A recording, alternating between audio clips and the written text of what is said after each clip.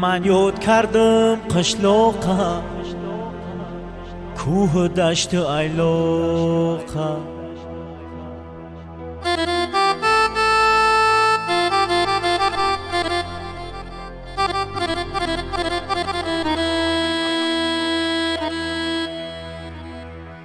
من یاد کردم قشلاقه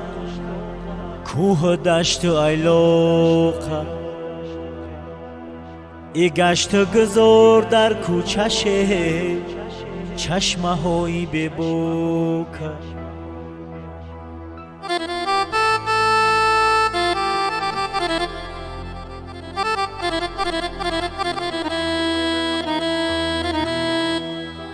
ای قشلاق ما جای زور افسوس که ما گشتیم دور قشلاق ما جای زور افسوس که ما گشتیم دور ای هر کس که بد میگوید چشمه هاش میکند کور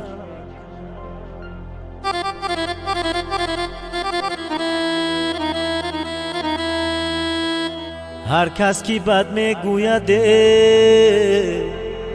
چشمه هاش میکند کور یاری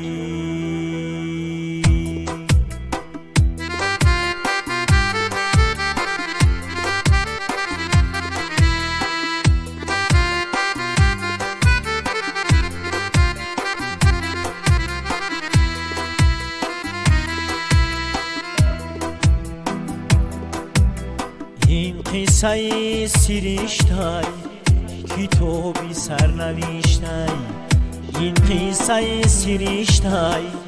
کتابی سرنوشتای قشلاقی ما جای زور و خدا یک بهشتای قشلاقی ما جای زور و خدا یک بهشتای من یاد کردم قشلاقه کوه دشت ایلاقه من یاد کردم قشلاقه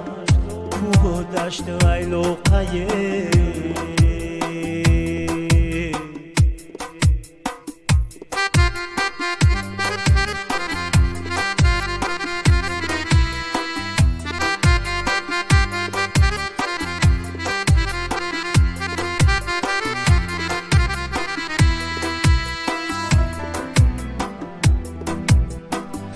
مکانی سر چشمه های که آدمی تشنه های مکانی سر چشمه های که آدمی